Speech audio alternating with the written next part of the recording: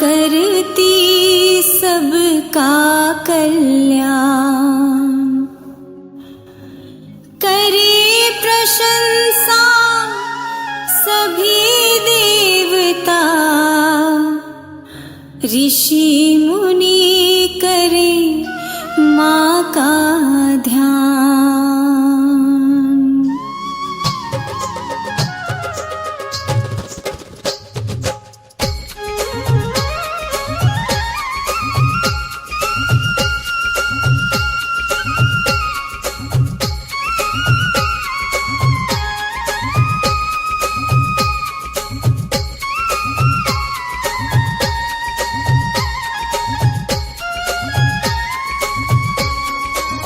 आइए भक्तों, आपको हम माँ लक्ष्मी की पावन कथा सुनाने जा रहे हैं। माता लक्ष्मी की कथा जो सुनते हैं या सुनाते हैं, माँ उनके जीवन को खुशियों से भर देती हैं। लक्ष्मी माँ का नाम नारायण के साथ जुड़ा होने के कारण विष्णु हरि और माँ लक्ष्मी का नाम लेने से लक्ष्मी और नारायण दोनों की कृपा प्राप्त होती है। आइए प्रारंभ करें इस कथा को।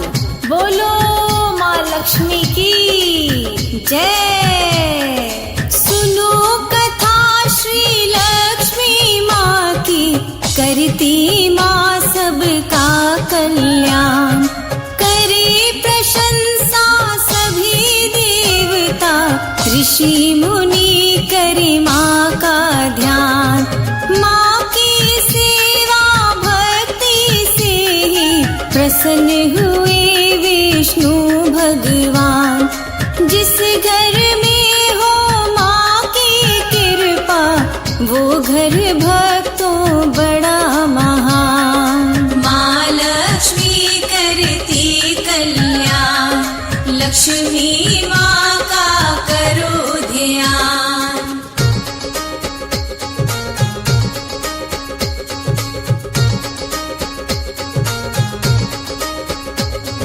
जय जय माँ लक्ष्मी माँ, जय जय माँ प्यारी लक्ष्मी माँ। जय जय माँ लक्ष्मी माँ, जय जय माँ प्यारी लक्ष्मी माँ। भक्तों, माता लक्ष्मी उसी जगह पर प्रवेश या निवास करती हैं जहाँ चारों तरफ स्वच्छ, साफ और निर्मल वातावरण हो, क्योंकि धन लक्ष्मी वही अपनी कृपा बरसाती है जिसका हृदय स्वच्छ और कोई खोट ना हो, उसका ध्यान माँ भगवती हमेशा रखती है। जो घर शुद्ध साफ रहते हैं, लक्ष्मी माता करे निवास। माँ को पूजे माँ के नियम से, करे जो माता पे विश्वास। खुशियों से भरपूर दिवाली, खुशहाली घर घर में छाए। धन वर्षा वहाँ करे लक्ष्मी, जो श्रद्धा से दीप जलाए। माँ लक्ष्मी करती कल्याण, लक्ष्मी माँ का करो ध्यान।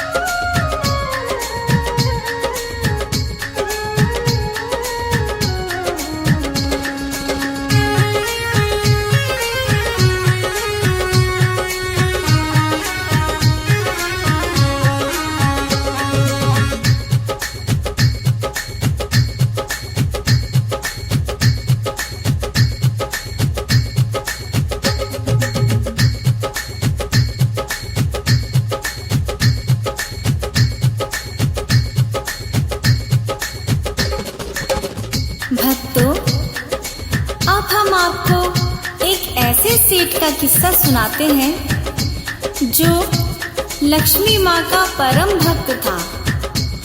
अपनी गद्दी पर माँ लक्ष्मी का भवन बनाकर नित्य नियम भाव से माँ का ध्यान करता था। उसकी श्रद्धा और भक्ति से माँ प्रसन्न होकर उसके घर में निवास करती है। इस कारण उसे धन की कमी नहीं थी। व्यापार बहुत अच्छा चल रहा था। सेठ के 4 पुत्र और 4 बहुएं थीं। आगे सुने। इतनी दौलत दी माता ने, सेठ जी खर्च नहीं कर पाए। चारों बहुएं, चारों बेटे, जीवन अपना सुखी बिताए। धन की तिजोरी भरी देख कर सेठ जी भारी खुशी मनाए। लक्ष्मी जी का करे जागरण, भंडारा वो खूब कराए। माँ लक्ष्मी करती कल्याण, लक्ष्मी माँ का करो ध्यान।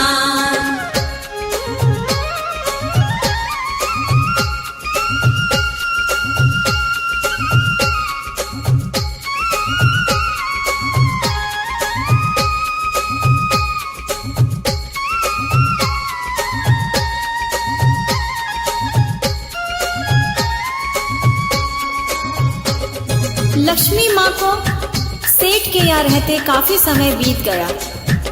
तब उन्हें अपने पति परमेश्वर श्री विष्णु भगवान की याद सताने लगी। तब माता ने सोचा, मुझे यहाँ से जाना चाहिए। यह बात सेठ को बताने के लिए माँ सेठ के सपने में आई और उससे अपने मन की बात कही। सपने में फिर आई माता, सोए सेठ को दिया जगाए। उठो सेठ अब नींद से जागो, एक बात हम तुम्हें बताएं। समय यहाँ पर बहुत हुआ, अब अपने धाम को वापस जाए। लक्ष्मी माँ की बात सुनी तो सेठ के मन में निराशा छाए। माँ लक्ष्मी करती कल्याण, लक्ष्मी माँ का करो ध्यान।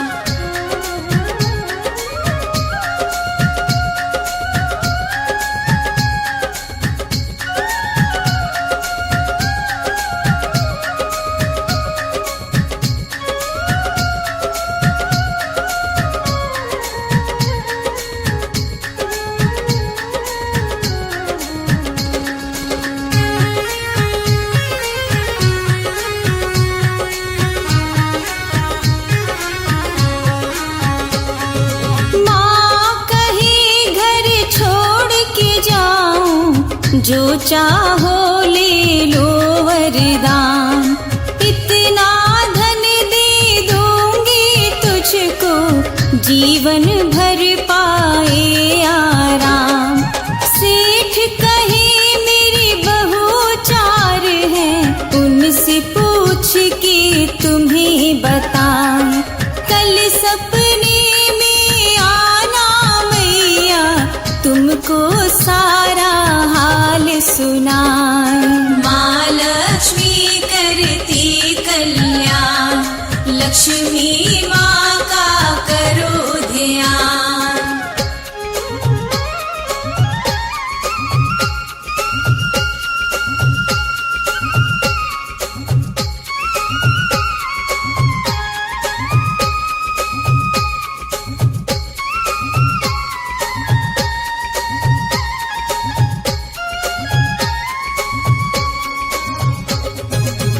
लक्ष्मी जी ने सेठ से कहा, तुम्हें इतना धन दे दूंगी, तेरी सारी पीढ़ियां आराम पाएंगी, मुझे अब जाने दो। सेठ ने कहा, मेरी 4 बहुएं हैं, मैं कल उनसे पूछ कर बताऊंगा कि मैं तुमसे क्या वरदान मांगूं। माँ ने कहा, ठीक है, मैं कल फिर तेरे पास आऊंगी। सेठ ने 4 बहुएं बुलाई, माँ की बातें उन्हें बता।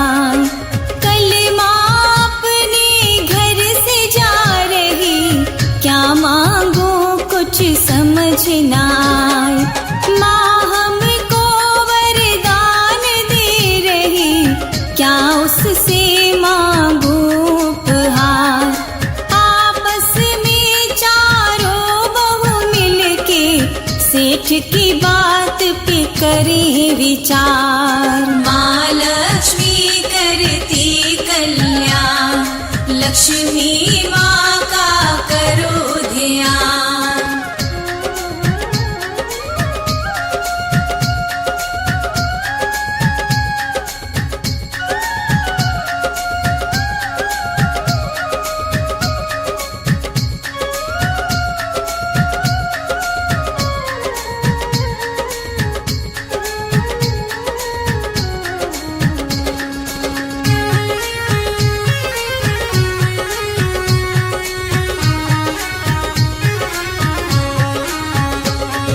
जय जय माँ लक्ष्मी माँ, जय जय माँ प्यारी लक्ष्मी माँ। जय जय माँ लक्ष्मी माँ, जय जय माँ प्यारी लक्ष्मी माँ। पहली बहू ससुर से बोली, अन्न से मेरे भरे गोदाम। दूजी कहे तुम माँ से कह दो, दे दे मुझको धन वो तमाम। तीजी बहू कहे मैया जी मेरे, ऊंचे ऊंचे महल बनाए। चौथी बहू विद्वान थी उसकी, अपने ससुर से वो फरमाए। माँ लक्ष्मी करती कल्याण, लक्ष्मी माँ का करो ध्यान।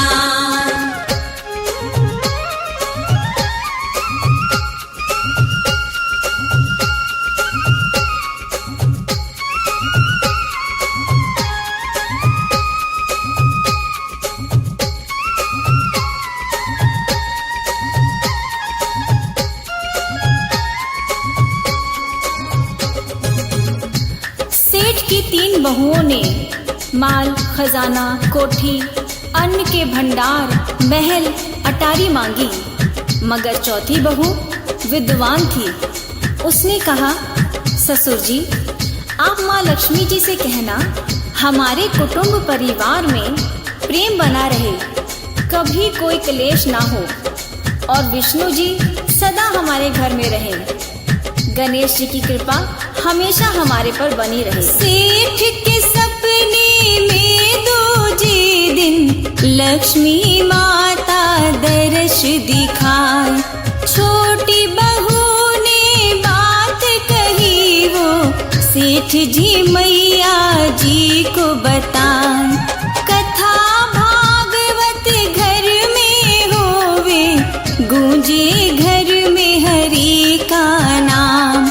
छोटी बहू की बात सुनी तो माँ को हैरत हुई तमाम। माँ लक्ष्मी करती कल्याण, लक्ष्मी माँ का करो ध्यान।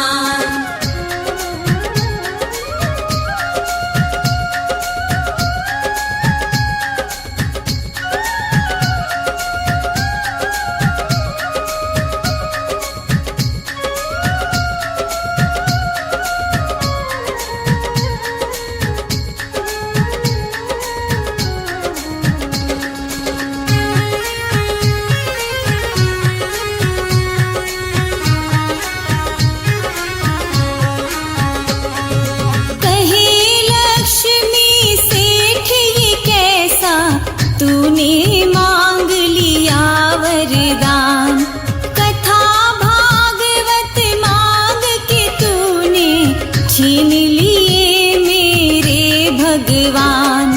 हरि बिना मैं कैसे रहूंगी, विष्णु हरि है मेरे प्राण। सदा सदा रहूं तेरे घर में, माँ ने दिया उसको वरदान। माँ लक्ष्मी करती कल्याण, लक्ष्मी माँ का करो ध्यान।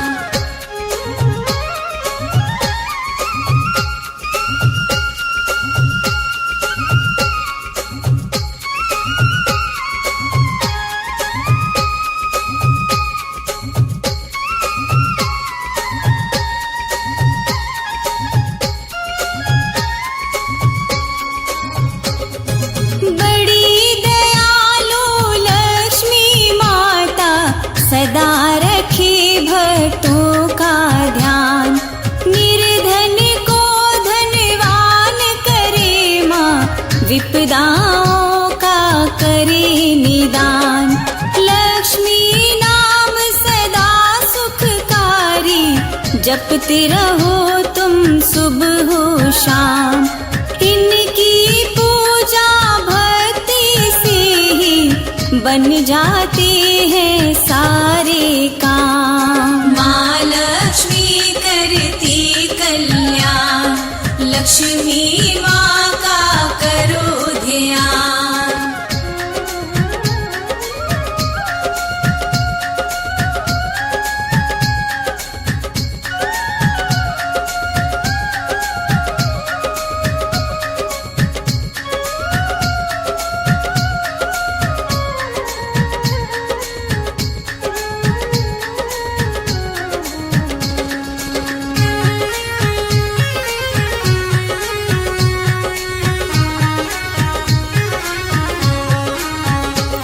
भक्तों, माँ लक्ष्मी जी की यूं तो तमाम लीलाएं हैं। संपूर्ण लीलाओं का कोई क्या बखान कर सकता है। आइए एक और लक्ष्मी